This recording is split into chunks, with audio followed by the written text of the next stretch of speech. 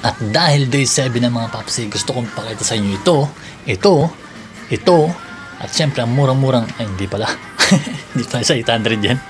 Tapos syempre meron tayong, uy, hindi ako yan, hindi po ako yun. Tago 110 lang to. Tapos yung bihag niya sa likod ay Human Torch. Uy, mabenta to. Nalalaglag. Punta tayo dito sa mga ganda mga paps kasi baka mapagbintangan tayo dun. Syempre, yan price divide to pa rin tayo mga papsi. Eto pwede kayong mag-order dito kahit close na tayo kasi mga maliliit lang ito tsaka may inopen akong isang box ulit, so kasya pa mga 10 kilo lang siguro, pero hindi ako accept ng mga malalaking order. Mga maliliit lang muna, mga ganito Gundam. Tapos para sa mga para sa mga Gundam friends natin dyan.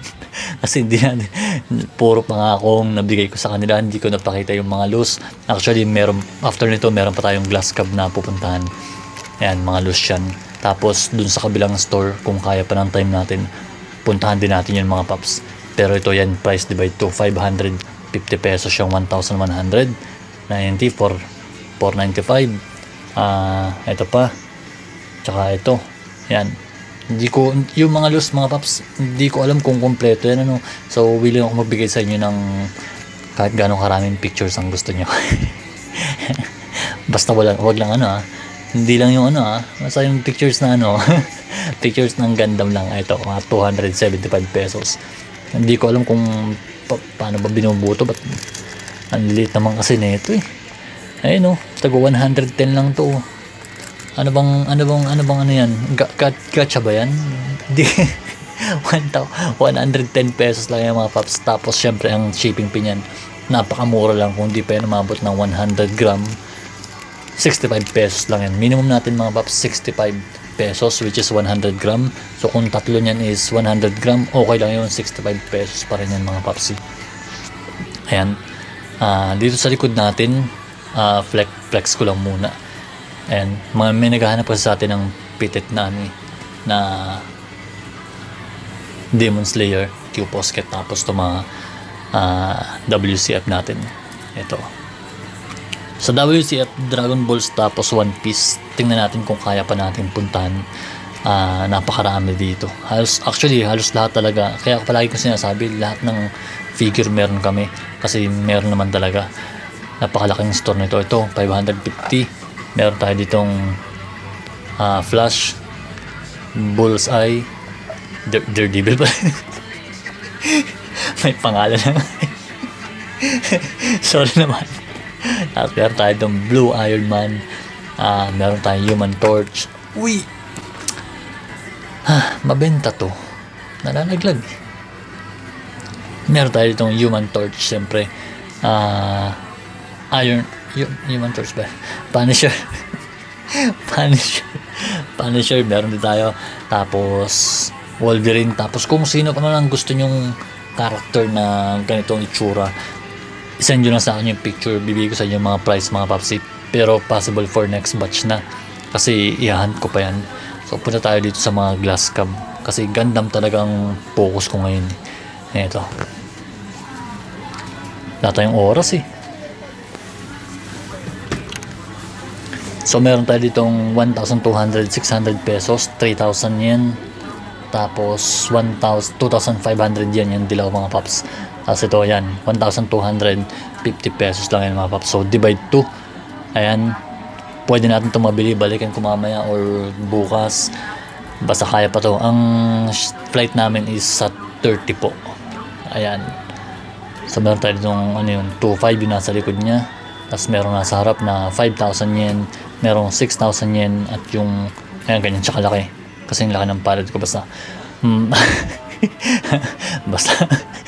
sumisingit 3,000 yen yung nasa likod, yung dilaw 3,000 yen, 2,400. Tapos ito 2,200 yung nasa likod na nagtatago, 4,000 pieces mga papsi, 4,000 yen.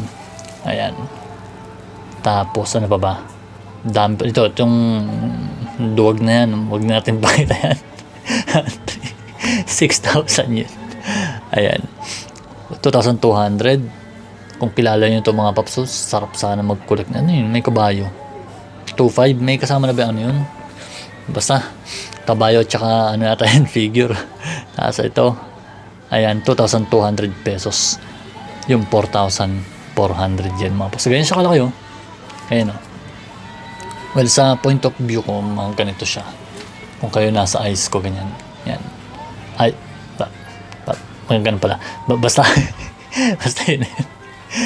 Uy, mahal naman na ito. 9,000 yen. Tapos meron tayo itong 7,000 yen. Price divide to pa rin tayo. Ang shipping fee is not included mga paps.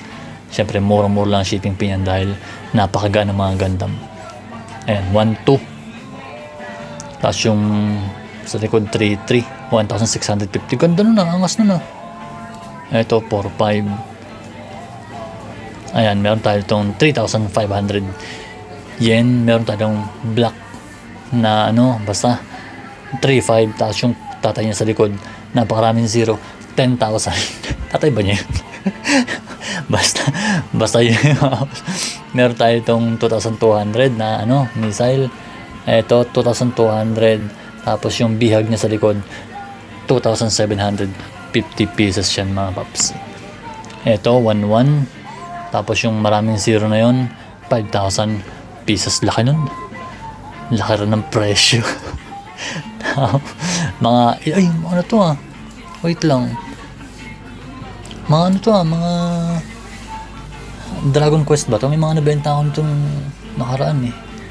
Ito mga papso, yung mga ano, miniature pa, mini diorama. Ayan.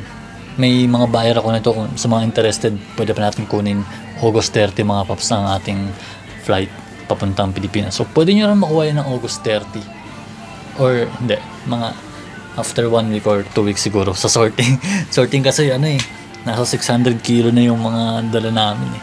So meron tayo itong Hisoka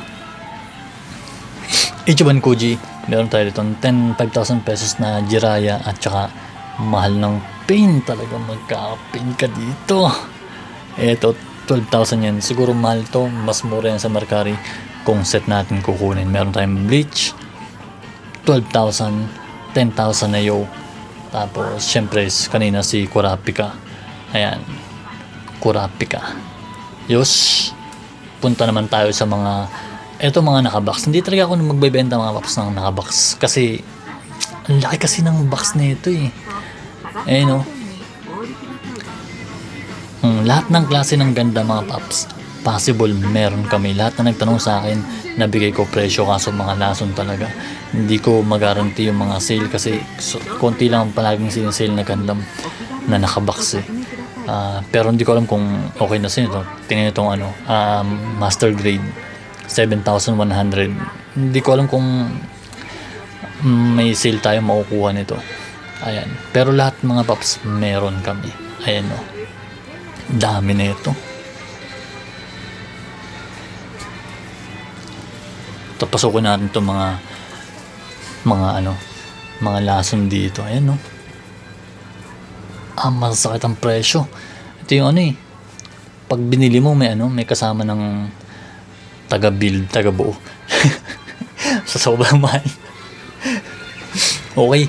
Baby, hanggang dito na lang tayo. Sino nga ulit ako? Ako nga pala si Mr. Pilio. Iniwan ng asawa na dahil sa action figure. Nag-resign at samahan niyo akong sulitin ang huling 100 araw ko dito sa Japan.